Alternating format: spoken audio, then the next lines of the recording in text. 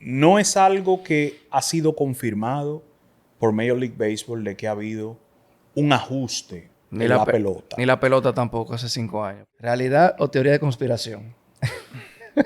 Si es una teoría de conspiración, a mí me convence, de verdad. En los 90 tenían esa... No. En el 2010 tenían... No. Nada de eso. Entonces, a partir de que entra la tecnología, que están los radares, oye, el dashboard lo tienen ahí.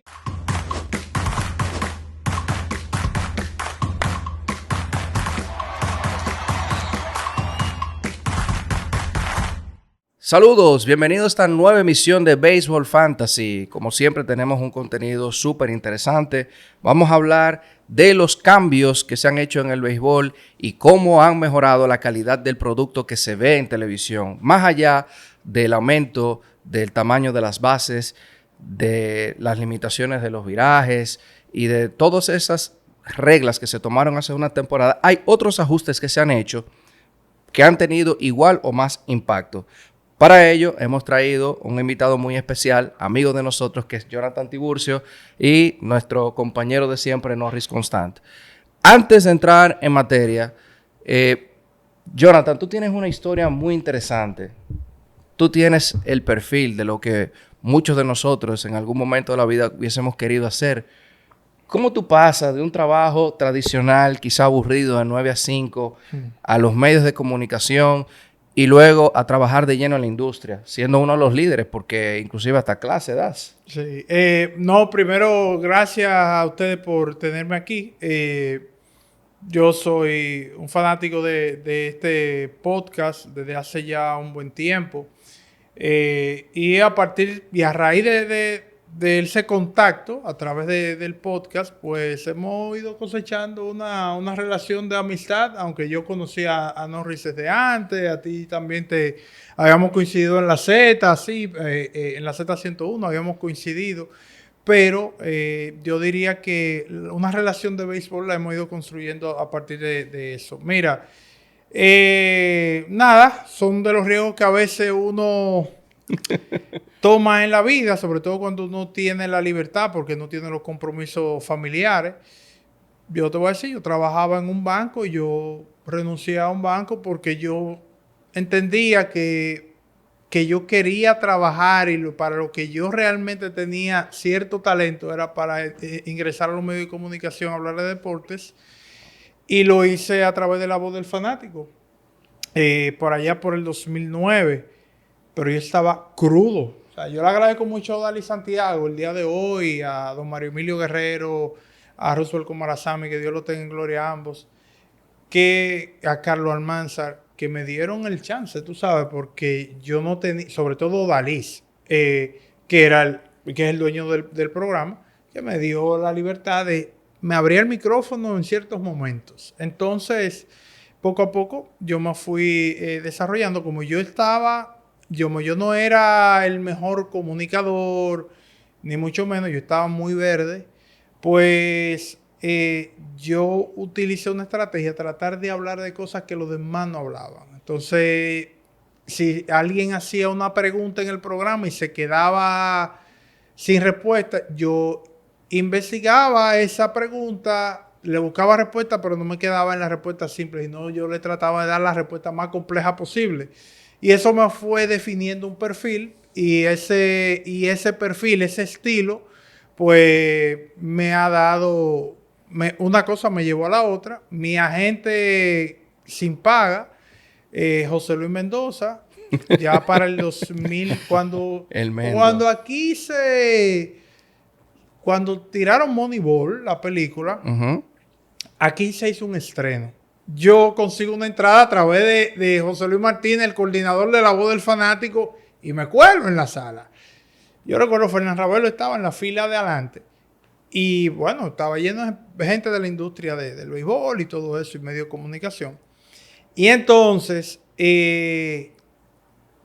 Licey, ese año fue que el Licey pierde el juego decisivo en Santiago, que salva a Miguel Batista, que luego las Águilas van a la final contra el Escogido. Posterior a esa temporada, José Luis tiene la oportunidad de participar en una entrevista en la Semana Deportiva con Fernán Ravelo, gerente del Licey en ese entonces, Y cuando termina el programa dice, oye, yo conozco un muchacho, Fernán había visto voleibol recientemente ¿Te y acordó? me consiguió una reunión. Yo fui junto a Huáscar Beltré y bueno, de ahí en adelante, el 2012 hacia acá, estamos vinculados al béisbol de invierno, primero con Tigres del Licey hasta la temporada 16-17 y de la 17-18 en adelante con los Gigantes del Cibao.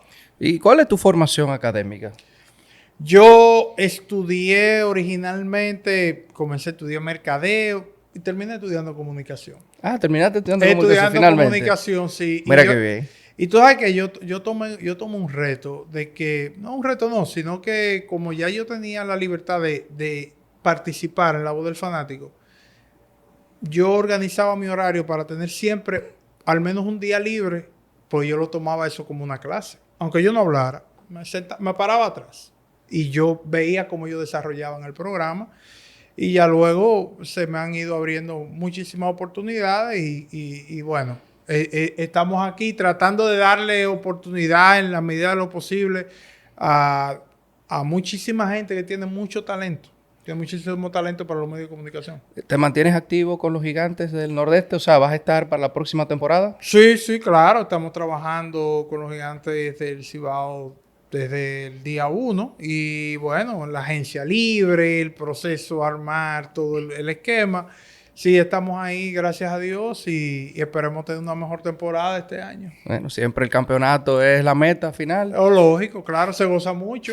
Hay que montarse en la patana, es bueno. El que gana es el que goza. Y finalmente, con relación a las preguntas personales, ¿estás abierto si llega una oportunidad en Grandes Ligas? Sí, claro que sí. Siempre... Hay que preguntarlo. Claro, claro. Pero sí te voy a, no en este caso de Grandes Ligas, en algún momento sí, por ejemplo, yo recibo ofertas, por ejemplo, para México o lo que sea, pero ya moverte hacia México, tú con los compromisos familiares, a veces tienes que ponerlo en una balanza, tú ves. Y eso yo lamentablemente no he podido asumir esa responsabilidad, pero sí, claro, cualquier oferta se evalúa. Bueno, esta va a ser la dinámica. Yo voy a introducir una serie de temas, Norris los va a explicar y luego nosotros quisiéramos que tú complementaras eso con tu opinión personal sobre si lo ves correcto, si no estás de acuerdo, si es mejorable, si es perfectible, si va a tener éxito en el largo plazo.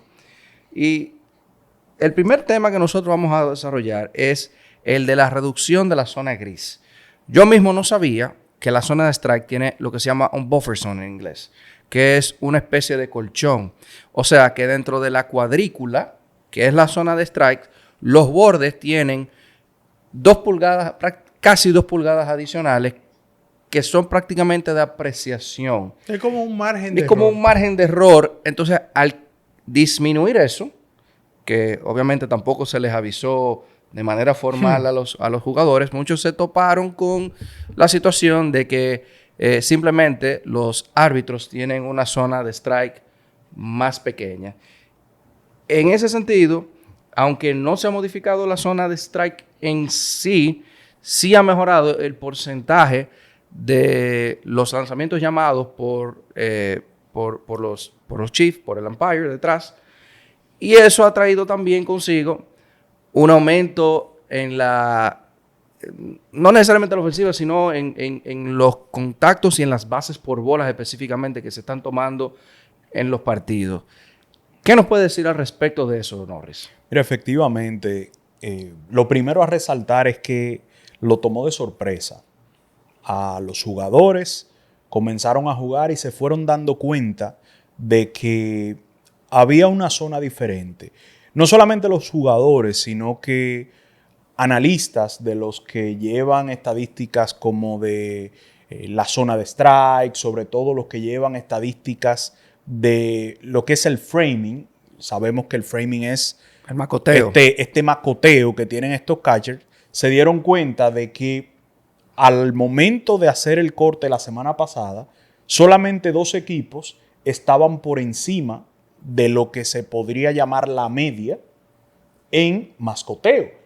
Y eso es incluso contraintuitivo porque cuando tú tienes la media, tú sobreentiende que por lo menos la mitad de los equipos van a estar en la media y la otra parte va a estar por debajo de la media. Entonces dijeron, aquí hay un ruido. Y ahí comenzaron a salir los reportes. Efectivamente, como tú dices, hubo un cambio en esta zona gris. Y esto fue parte de un acuerdo de Major League Baseball con los umpires en el CBA, en el acuerdo colectivo laboral que tiene Major League Baseball con los umpires. Ellos tomaron la decisión de hacer la zona más estricta, más apegada a lo que es la zona de strike de libro.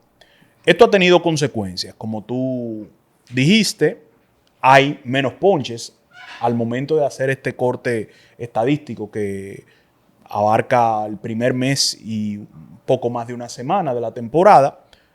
Hay una reducción de 3% de los ponches, pero a su vez hay un aumento de 9% de las bases por bolas. Esto te quiere decir que, por un lado, los pitchers están buscando un poquito más la zona para ajustarse a este cambio de cómo el juego está cambiando, está siendo llamado, pero también este aumento en las bases por bola te está diciendo cómo estos cambios que quizás se ven minúsculos, porque estamos hablando de una reducción de 4 pulgadas, 2 dentro de la zona y 2 fuera de la zona, a 1.5 pulgadas, 0.75 de lado y lado, sí está cambiando, porque en un turno, en un 3 y 2, esto puede ser determinante. Un pitcher que está acostumbrado y que tiene el comando de sus lanzamientos para encontrar esa esquinita, ya sea afuera, arriba, adentro, no la encuentra y por eso tú ves que están subiendo las bases por bolas. Vale resaltar que este cambio que hace Major League Baseball responde a un clamor de los mismos jugadores y de los equipos. Porque como ya ustedes saben, se está probando este sistema ABS de bolas y strikes llamados automáticamente y existe esa presión. Y parte de la presión es de los mismos jugadores y de los equipos para que el juego sea llamado de una manera más consistente y más apegado a lo que es la regla. Yo te diría también que aparte de esa situación estadística, también te cambia un poco el esquema del juego. No me parece que sean unos cambios tan minúsculos porque un aumento de un 9% de la base por bola es un número considerable. Cuando tú tienes corredores en base, eso te cambia la alineación defensiva, te cambia la secuencia de picheo de los lanzadores y recuérdate que también con el tema de la reducción de los virajes, eso también tiene un impacto en el corrido de base del juego y pudiera en cierta medida hacértelo más dinámico. En ese sentido, ¿qué opinión tienes tú, Jonathan? No, a mí me parece, pero de entrada, me parece que una ventaja sobre todo para el bateador, obviamente. Christian Walker fue uno de los que se manifestó de manera favorable ante esto y dice, bueno, yo estoy viendo una zona de strike mucho más consistente y eso me gusta, a mí me favorece. Yo creo que sobre todo el ruido se genera por la falta de información. Inclusive hubo ejecutivos que dijeron, óyeme, si yo hubiese tenido esa información antes de iniciar la temporada, yo programo mi equipo yo armo mi equipo de manera diferente en función de esa nueva regla. Grandes Ligas dijo que se lo había manifestado, que lo había dicho. Inclusive dirigentes no tenían conocimiento. Ahí de Atlética habló con Mike Shields, habló con Dave Roberts, habló con Francona. Todos alegaron ignorancia de que sobre el particular. Y eso yo creo que sí es problemático. Sí creo que, sobre todo para los lanzadores, en esta etapa en lo que ellos logran hacer el ajuste, es problemático. Porque es que, señores, la diferencia que hay entre una bola y un strike, a veces nosotros lo vemos como algo minúsculo. Pero eso te cambia un juego. Eso te cambia. O sea, no es lo mismo tú tener a Aaron Judge en 2 y 1 que tenerlo en 1 y 2. No es lo mismo. No es lo mismo. No es lo mismo. Entonces, eso va en perjuicio de entrada. Y ya tú más adelante hablarás de otros cambios que han venido. Pero eso va en perjuicio de entrada con los lanzadores. Y vamos a estar claros, cuando todo esto inicia, después de la firma del acuerdo laboral a final del 21, de entrada al 2022. Exactamente. Se crea un nuevo comité de reglas donde Grandes Ligas tiene mayoría, es decir, que Grandes Ligas y los dueños imponen las reglas. Entonces, ¿A quién nombran? Nombran a Tío Epstein. Y Tío Epstein en una entrevista, él dijo, óyeme, la entrevista comienza diciéndole, va acá, tú rompiste la racha de los Medias Rojas de Boston, tú rompiste la racha de los Cachorros de Chicago y ahora tú estás llamado a arreglar el juego. ¿Cómo es eso? Dice, mira, no, como para una gente tradicional tal vez es un poquito difícil decir que van a arreglar el juego. Sin embargo, él dice, lo que sucede es que si nosotros nos hubiésemos sentado 10, 15 años atrás y nos hubiesen dicho que en esta liga se está bateando 2.43, en esta liga no se puede estar bateando 2.43 de forma colectiva. Debe ser una liga más ofensiva, más dinámica, que no era lo que estaba sucediendo en ese momento, y poco a poco esos ajustes han ido mejorando el flujo del juego. Así mismo. Sí, conversábamos con Carlos José Lugo aquí que el desarrollo de las métricas avanzadas y de las analíticas trajo un juego quizás más justo, más competitivo, más estratégico, pudiera decirse, pero a su vez trajo un producto que no era muy atractivo para verlo en televisión. Un producto donde la bola no se pone mucho en juego, la gente se te aburre, se prefiere ver otra cosa. Dicho eso, hay otro tema correlacionado a de la zona de strike, que es el ajuste en el coeficiente de arrastre, el drag. El coeficiente de arrastre no es más que la medida de resistencia que se hace a un objeto para moverse con mayor o menor fluidez. Eso, para aplicarlo desde un punto de vista quizás más práctico, más entendible, si usted busca en Google las características de un vehículo eléctrico, va a ver que él tiene un coeficiente de arrastre, que es lo que se llama el drag. Ese coeficiente es la resistencia que le hace el vehículo cuando se mueve. Y, por ejemplo, si tiene mayor o menor viento, eso incide sobre la aerodinámica. Y por eso usted ve que los vehículos eléctricos son un poco más redondos, no tienen tantas... tienen muchas curvas, no son puntiagudos como se usan en los vehículos de antes. Eso es para que le haga menos presión el viento, y eso no solamente aumenta la fluidez del vehículo, sino que lo hace que consuma menos electricidad en su desplazamiento. Eso mismo pasa con las pelotas de béisbol. Desde el 2016 a la fecha se ha hecho un ajuste a ese coeficiente que tienen las pelotas ajustándole los hilos dentro de la fabricación, la forma en que se aprietan. Eso ha hecho que ese arrastre tenga el nivel más alto desde el año 2016. Esto se hizo porque la medida anterior que comentábamos de la zona de strike, si te aumenta la ofensiva, probablemente te iban a aumentar la cantidad de cuadrangulares. Entonces tampoco se trata de volver a la época donde cualquier jugador daba 40, 50 cuadrangulares. Hay que buscar alguna especie de equilibrio, no solo donde tú tengas lanzadores que te ponchen 10, 15 bateadores en un juego, pero tampoco que tengamos jugadores que den 60 cuadrangulares, porque eso también te afecta un poco la credibilidad del juego, y el béisbol particularmente tiene un tema sensitivo con sus récords. Uh-huh. Ellos necesitan preservarlo. Entonces... No, y ahí entra, perdón, Ray, el factor económico del lanzador. También.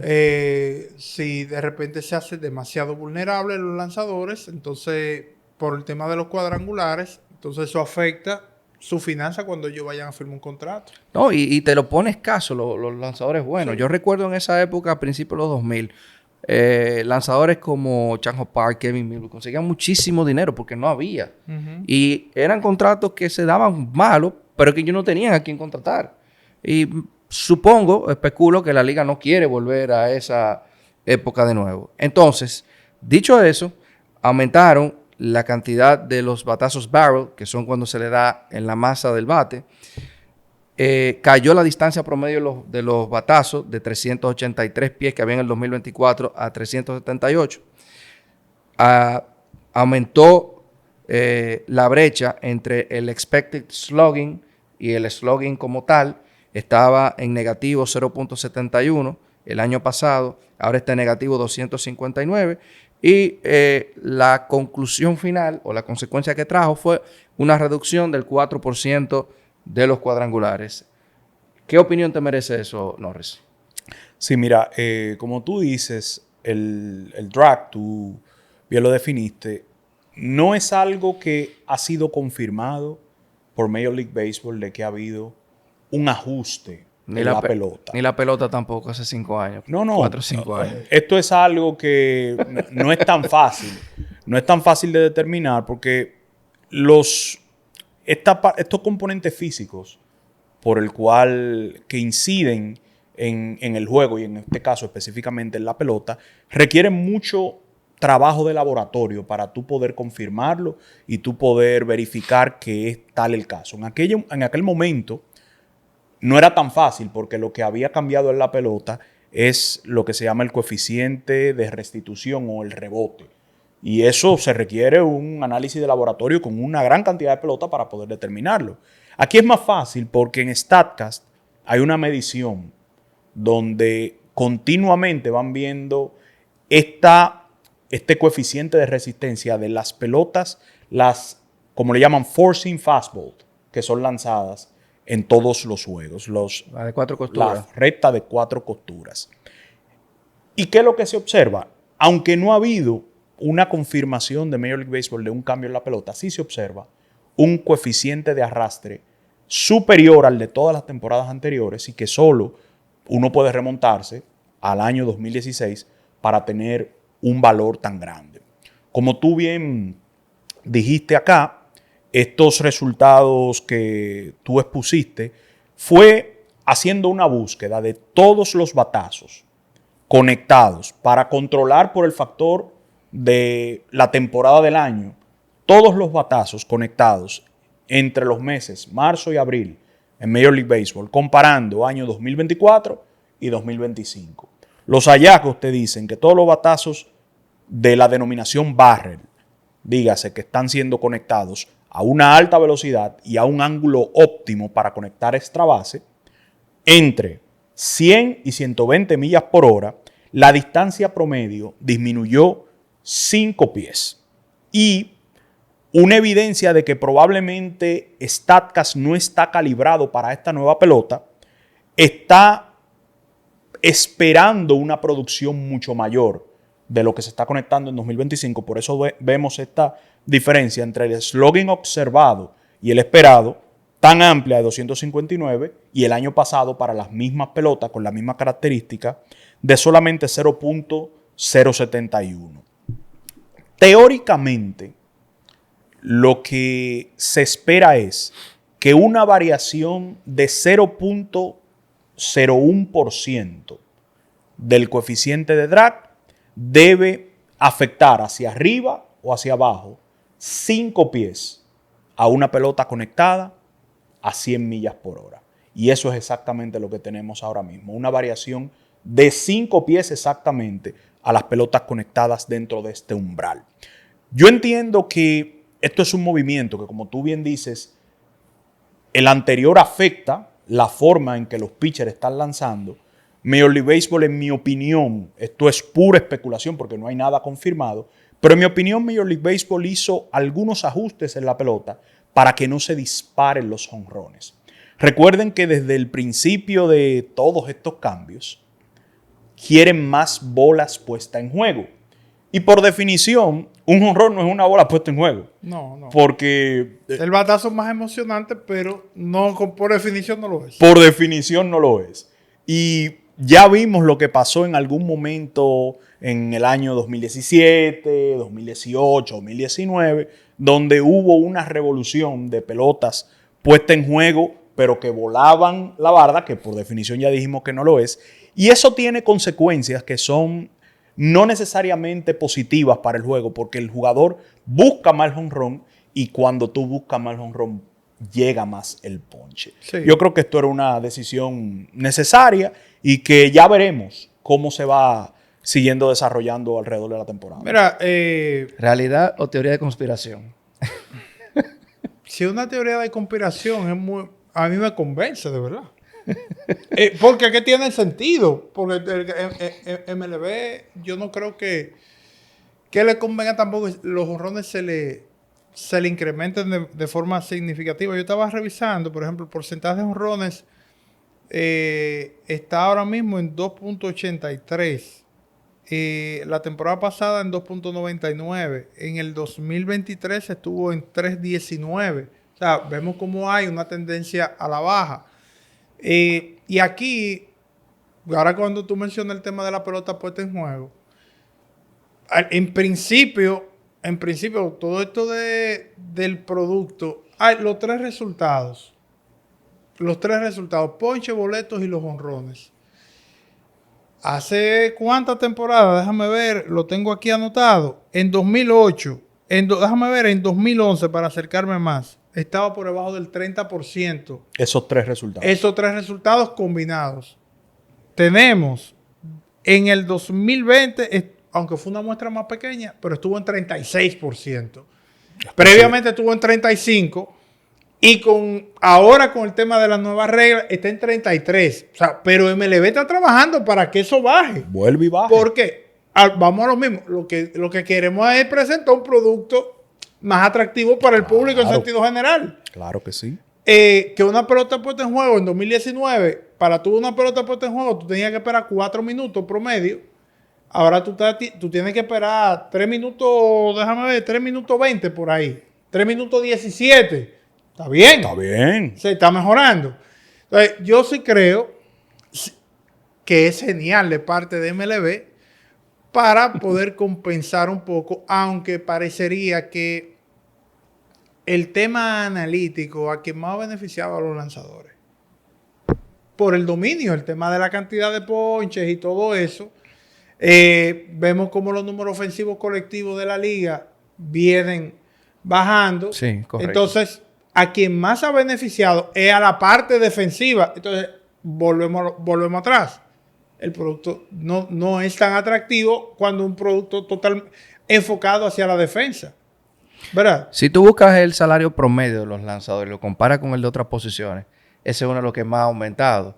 Entonces, tú puedes hacer una correlación de que si los salarios han aumentado más, es porque el impacto del juego también ha aumentado en la misma proporción.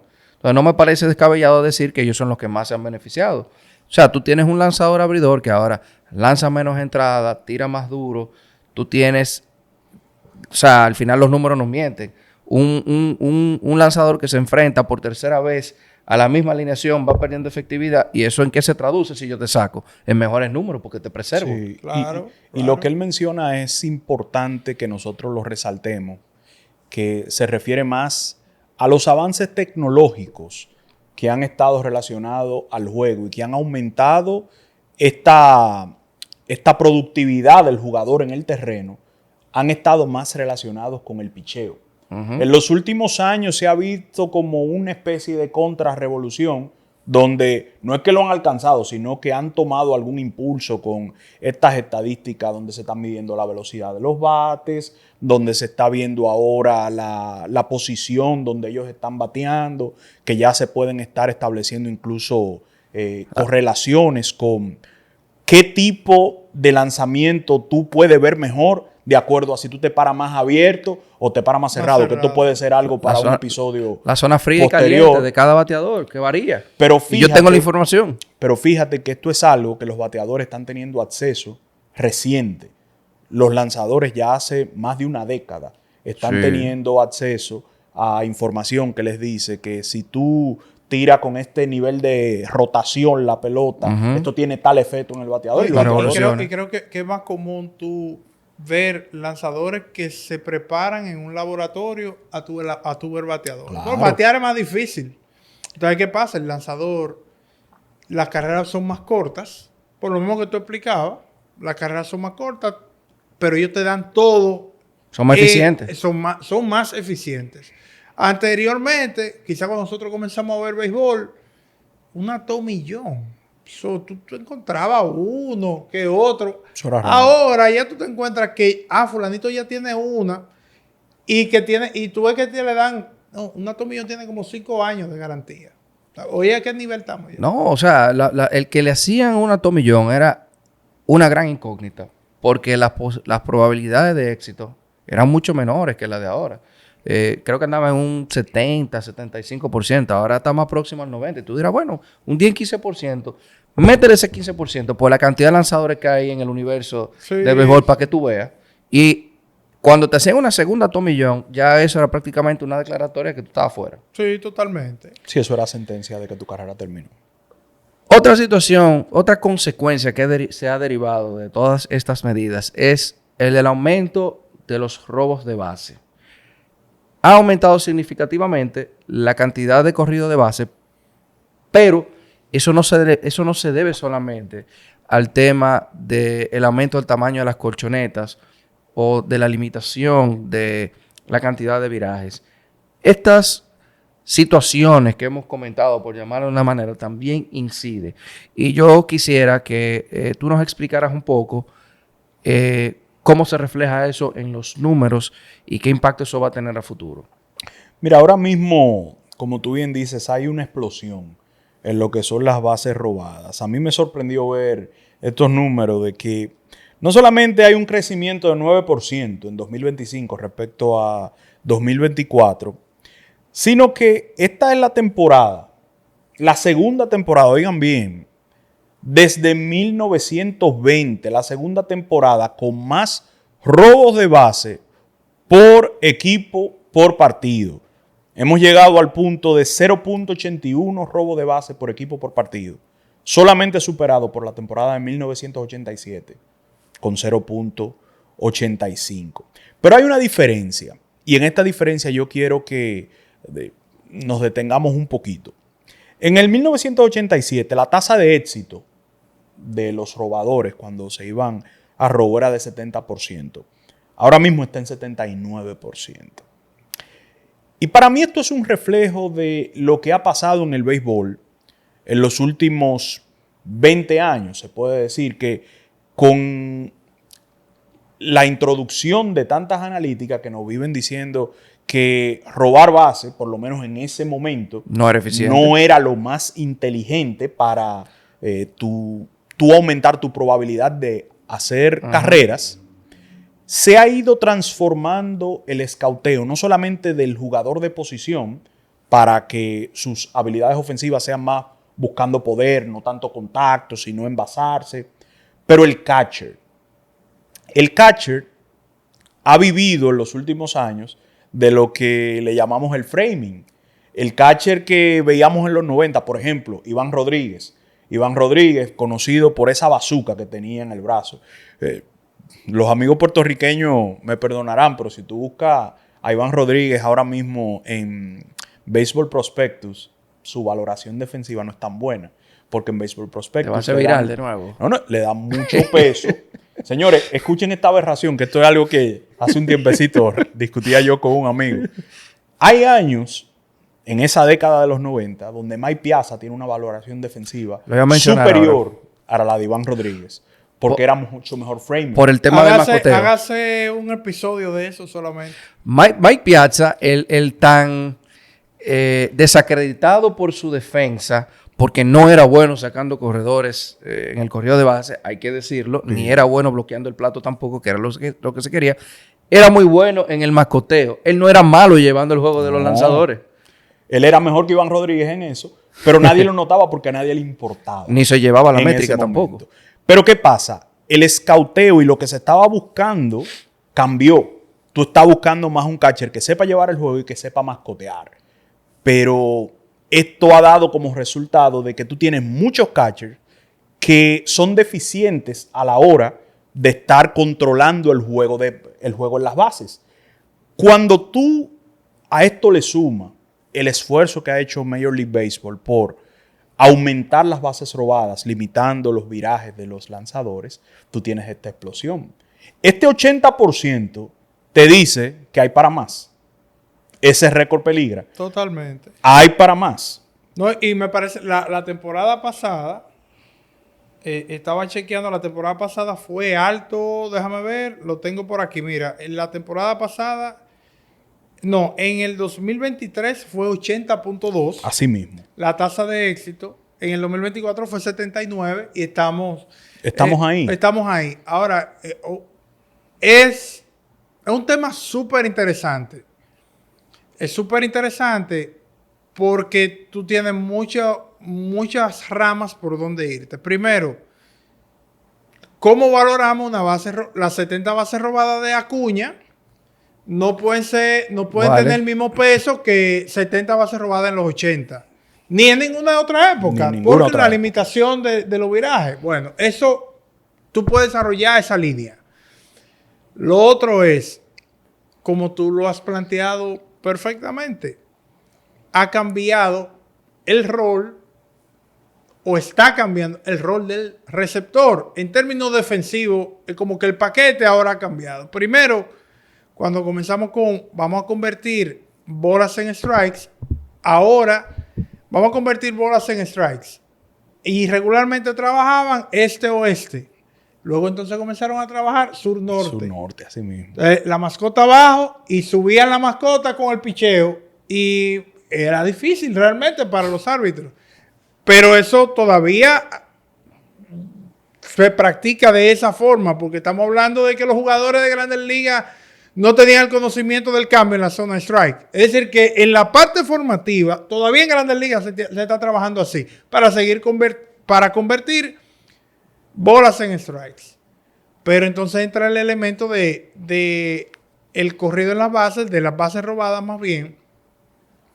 Y entonces ahí entra el factor de que tú necesitas un receptor que te pueda controlar el corrido de las bases, pero no solo él. Los lanzadores también. Los lanzadores también. Sobre todo los lanzadores que lanzan en high leverage. ¿Por qué? Porque si el juego está apretado y tú eres el cerrador de tu equipo, el juego está por una carrera, se envasó uno. Tú no puedes ser un tipo deficiente como lanzador que permitas que sea a ti que te la roben. Tú tienes que dar la oportunidad a tu receptor de que él pueda hacer out si se va. Fíjense cómo, estamos hablando de las reglas, fíjense cómo la posición del receptor, todo lo que tiene que ver, pero vamos a agregar dos cosas más. Hay una que siempre ha estado y yo creo que se va a mantener y que la gente no lo percibe. Es la relación que debe tener el receptor con el árbitro. Ah, sí. De manera permanente, en algún momento poder ser autoritario y en otro momento, autoritario no, sino poderle exigir con carácter, ¿verdad? Que no te saque del juego, que pero no te poner... saque del juego, pero poner... hey, viejo, pero eso estaba bola. Claro. Esa estaba bola. Yo escuché recientemente, creo que fue Ernesto Jerez para ESPN en español, que entrevistó a Salvador Pérez. Y Salvador Pérez habla de esa parte. Y le dice Salvador Pérez, no, que él con los árbitros, hay momentos donde le dice, o con uno en específico, no recuerdo bien, pero que hay en un momento le dice, oye, yo creo que estaba abajo. Yo lo voy a chequear en el iPad y yo te voy a confirmar. Mira, ¿estaba bien o estaba...? Es parte de mantener la relación. Entonces, ¿qué pasa? Respetuosa, profesional, pero claro, esto es lo que hay. Claro, pero en los 90 tenían esa... No. Desacaba. En el 2010 tenían... No, nada de eso. Entonces, a partir de que entra la tecnología, que están los radares, oye, el dashboard lo tienen ahí, tú sabes si es strike o no, y lo tienen en la oficina y lo tienen... Entonces, fíjense toda esa parte y la más importante que lleva el juego. Porque, primero, antes del juego, hay una reunión, el pitching coach con su abridor y su catcher. Entonces, ellos tres tienen que armonizar cómo le vamos a pichar a Norris, cómo le vamos a pichar a Ray, cómo le vamos a pichar a Aaron Josh. Y aquí a este le vamos a tirar el light de la afuera y este está buscando recta temprano, vamos con rompiente, vaya así. Entonces, yo tuve la oportunidad de entrevistar a Framber Valdez y él manifestaba, no, yo le digo a Martín Maldonado cuando estaba en Houston, A machete. yo te caigo atrás. Pide lo que tú quieras y yo te caigo. ¿Por qué? Porque confía en él. Confía en otra cosa. Esa confianza. Si el catcher no es bueno bloqueando, en un momento apremiante, hombre en segunda, hombre en tercera. Un passball. Hombre en segunda, hombre en tercera, no es bueno bloqueando. Es un conteo para tirar un rompiente. No lo va a pedir. ¿Tú crees que lo va a pedir? No lo va a pedir. No, pide recta. Y la están esperando. Y le complica la vida al lanzador. Sí. Entonces muchas veces dicen, no, el lanzador se dejó. No, o sea, fíjense cómo nosotros hemos descrito de alguna manera el perfil de un receptor y lo difícil que es ese receptor. Y por eso tiene la preponderancia en el juego de hoy en el receptor. Y tú ves gente como Martín Maldonado que no tenían ese gran bate y tú ves que era un producto que siempre tenía demanda por los equipos de Grandes Ligas. Claro. Profesor, yo le tengo una preguntita.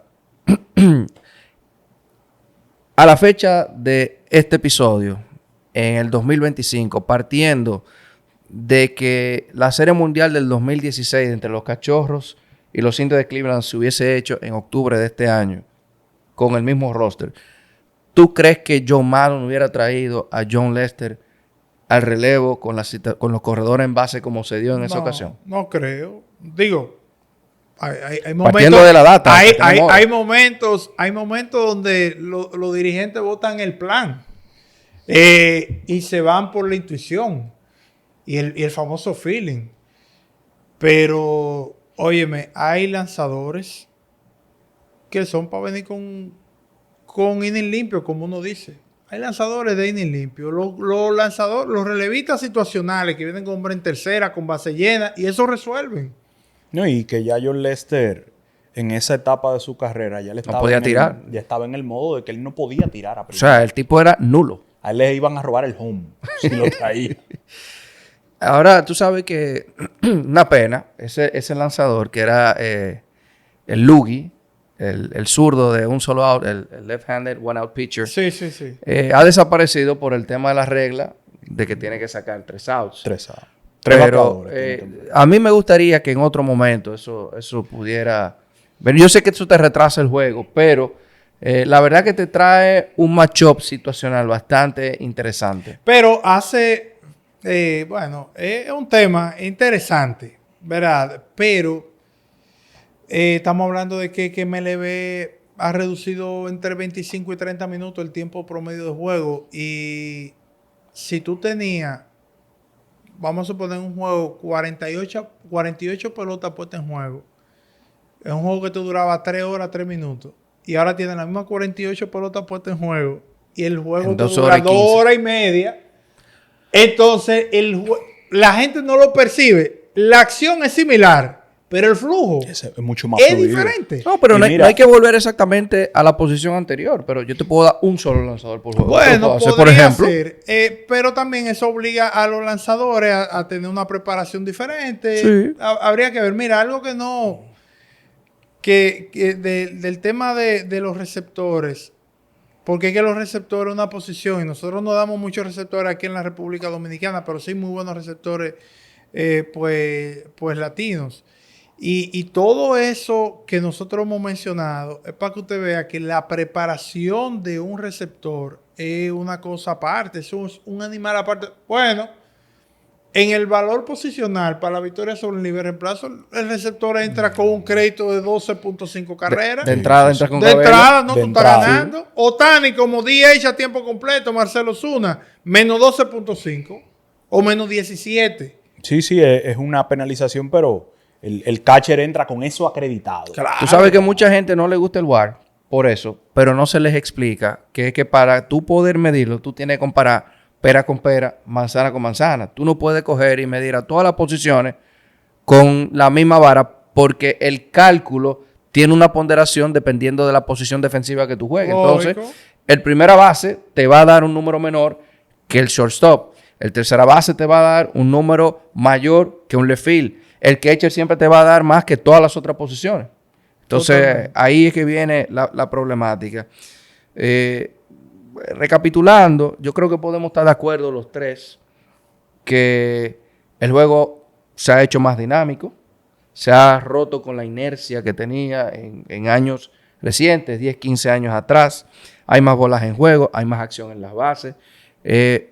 Yo no me encuentro el cuadrangular como el batazo más interesante del juego, sí el más impresionante, porque tú sacas la pelota y viene el otro turno. Sin embargo, cuando tú das un triple, que tú involucras tantos actores defensivos, quizás eso te pueda generar más dinamismo a nivel de televisión y el aumento del robo de bases también.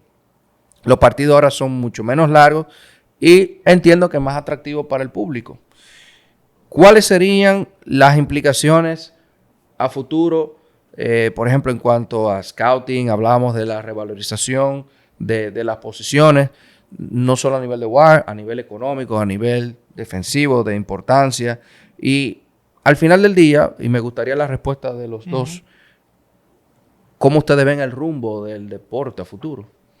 Mire, yo te voy a responder eso arrancando por lo último. Yo debo admitir que yo estoy contento por lo que estoy viendo en el béisbol.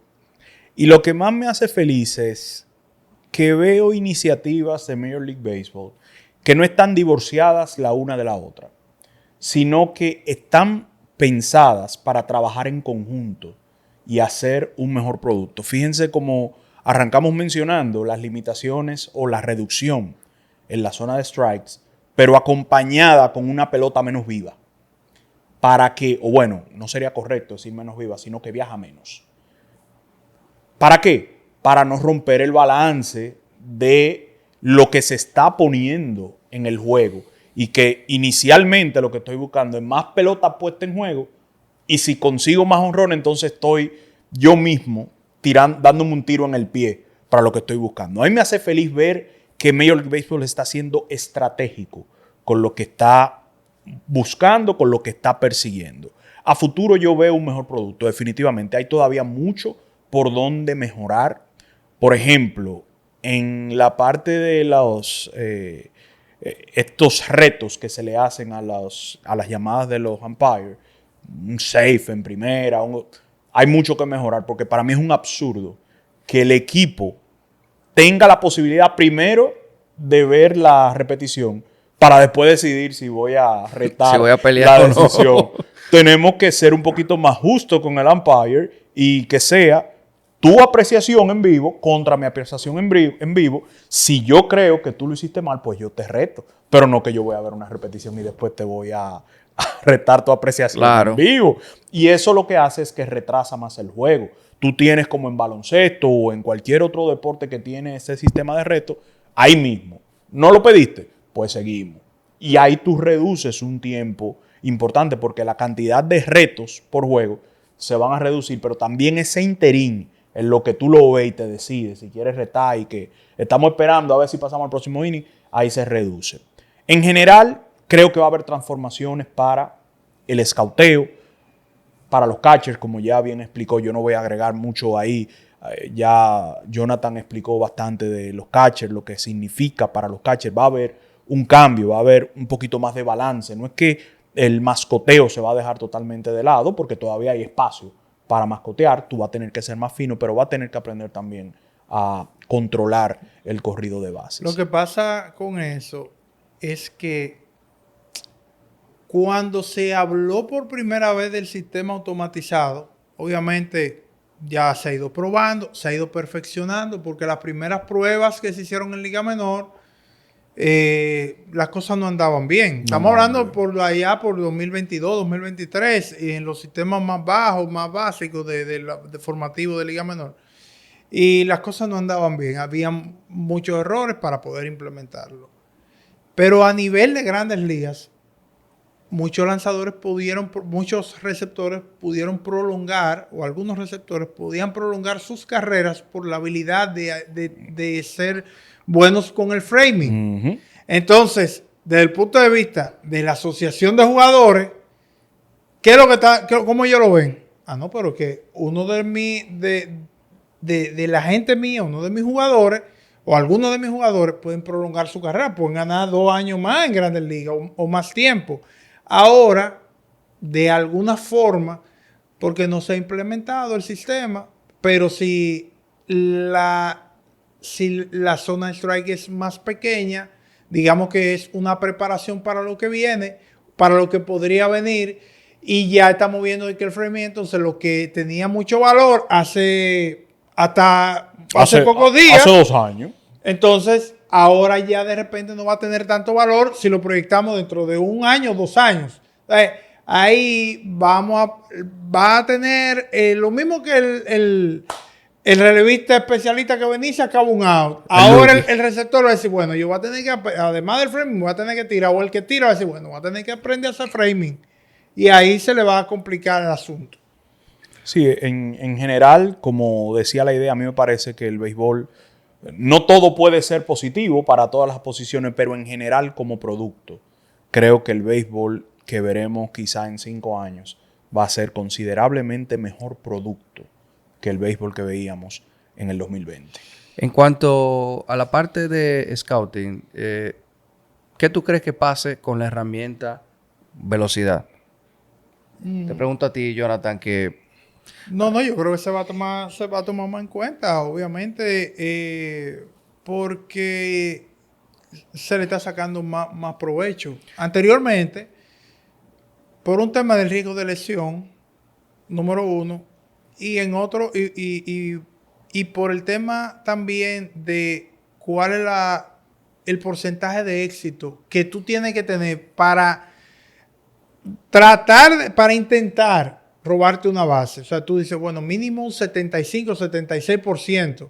Estamos hablando de que hay gente que son sumamente eficientes robando bases, que tienen la capacidad de robarse tranquilo 40 bases sin esforzarse mucho. Un tipo como Ali de la Cruz, si él quiere, él se puede robar 70. Así mismo. Pero de repente dice, bueno, róbate 40, 45 y estamos bien para evitar mitigar cualquier tema de lesión. Entonces yo creo que la velocidad como herramienta tiene más valor ahora. o sea, se va a pagar ahora Sí, en se el va mercado. a pagar diferente. Se va a pagar A mí diferente. me encantaría ver a alguien que se robe 100 bases en una temporada. Yo no tenía la oportunidad de verlo. Estábamos chiquitos cuando sucedió o no habíamos nacido. Pero o no veíamos el béisbol. Yo no. No, En los 80 que- yo no veía no, béisbol. No, yo no. Los Vince Coleman y yo no Ricky Henderson. Ricky yo no- Henderson. Cuando yo vine a ver a Ricky Henderson ya él no se robaba tanta base. Mira, en cuanto al producto, es un tema, eso da para un podcast completo. Manfred se va. Cuando tú vuelvas. Manfred se va. Oh, sí, no, claro, eso yo voy hasta aquí. Sí, no, hay un compromiso. Óyeme, Lo dijo en cámara. Manfred se va. Creo que en el 28 que él se va. Entonces, parte de este cambio de reglas, yo creo que parte de su legado.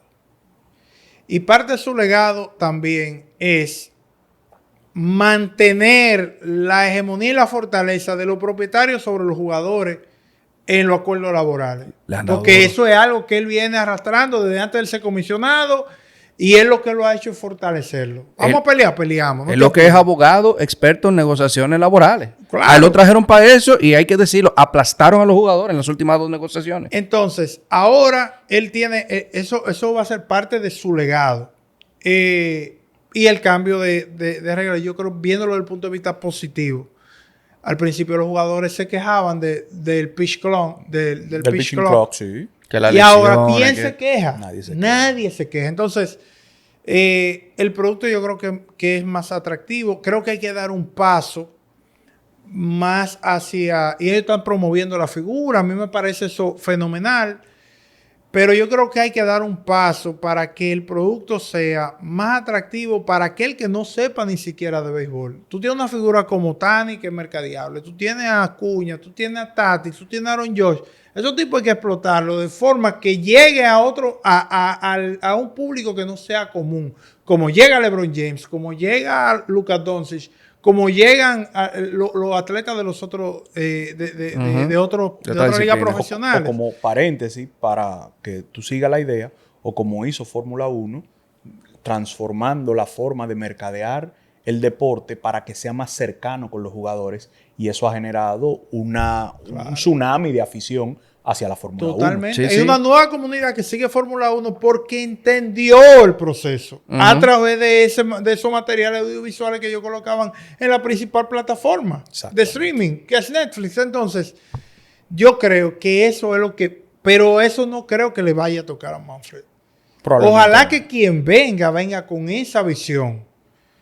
Que venga con esa visión. Yo creo que Manfred, lo último que le va a tocar, bueno, ya lo vamos a ver a los Atléticos, ya lo movió, vamos a ver qué va a pasar con Tampa. Pero en general, yo creo que eso es lo que le falta. Porque nosotros vemos a la NBA que tiene grandes figuras y que tiene un tipo como LeBron James, un tipo generacional que coincidió con el mejor tirador de la historia, que es Stephen Curry, y se enfrentaban en las finales y marcaron una era. Y la NBA ya sabía mercadear sus figuras, que lo aprendió con Jordan. ¿Tú entiendes? Entonces, Grandes Ligas le falta eso, porque es muy tradicional. Tú sabes que Rob Manfred no es quizás la persona más carismática del mundo, a diferencia de Adam Silver. Y por eso muchas decisiones de sus decisiones, o las que toma la liga, vamos a decir que él es que encarna, ¿verdad?, las decisiones de los dueños, tiene un corte muy controversial. Pero yo creo que eventualmente, cuando la controversia pase y todo esté dicho y hecho, él va a estar en un sitial con un balance más positivo que las cosas negativas, igual que como le pasó a Porcelli. Tú sabes, eso es tan importante. Mira, Adam Silver, que como tú dices, Adam Silver, cualquier cosa que se inventa, se lo inventó Adam Silver, está bien. El juego de estrellas de la NBA. Ahora quieren hacer Estados Unidos contra el resto del mundo. O hacer un mini torneo como hace la NHL. Han intentado todo y han fracasado. Y él mismo lo ha admitido. Así que no todo le sale bien en realidad. Y yo te voy a decir una cosa. Esto va a sonar, me va a decir, qué loco ese tipo. En mi opinión, por el camino que van, cuando terminen, Adam Silver va a quedar peor valorado que Rob Manfred por lo siguiente: el producto que encontraste y el producto que dejaste. Creo que Rob Manfred va a tener un mejor balance a su favor de entre lo que encontré y lo que dejé que Adam Silver. Y ojo, tienen algo en común. El tema es analítico. Es analítico. Es analítico. Es como la analítica ha entrado al deporte, lo ha transformado y cómo eso la gente lo ve. Pues te voy a decir, la NBA, estamos hablando que un equipo te tira más del 60% de los disparos de 3. Entonces, es monótono. Lo mismo que pasaba con los cuadrangulares. Poncho cuadrangular. Lo mismo está pasando con los tiros de 3. Y cuando tú abusas de la misma herramienta, la gente se cansa también de verlo. Tienen el mismo problema de los 3 outcomes, de los 3 resultados esperados. Tiro de 3, tiro de cerca y tiro libre. Tiro libre. Que esto es todo. San se acabó. Para concluir, ¿ustedes creen, voy primero contigo, Jonathan, que esto equilibra el juego o lo aleja de la esencia histórica tradicionalista de esos puristas que nos gusta el juego intacto como si fuera una especie de iglesia? No. El mundo es dinámico y yo creo que lo equilibra. Yo soy abierto a todo lo que haga sentido. Los Chiefs defensivos vinieron, excelente. Cuando se les salió de la mano, ok, vamos a limitarlo. Y si no funciona, ya tenían el tema, no sé si ustedes lo vieron, de que el triángulo detrás de segunda, que era como un área restringida donde el defensor no podía pisar antes del lanzamiento. Que era como el slide de pizza que ellos les llamaban, y lo implementaron en clase A baja. Entonces, estamos hablando de que antes de limitar el shift defensivo versus ahora que lo limitaron, el promedio de bateo de la pelota por el suelo aumentó un 3%, aumentó 3 puntos. Entonces, lograron el objetivo. No, yo estoy de acuerdo con eso. Bueno, en conclusión, el béisbol sigue evolucionando. El 2025 yo creo que va a ser recordado como un año de consolidación, donde el juego se puso rápido, preciso y lleno de acción. Jonathan, muchas gracias por venir. Te reitero, ojalá que vuelvas pronto. Esto ha sido muy interesante. Por favor, todos ustedes que nos han regalado un momentico de su tiempo, déjenos saber qué opinan de estas medidas que ha tomado las Grandes Ligas. Recuerden suscribirse, denle a la campanita y hasta la próxima.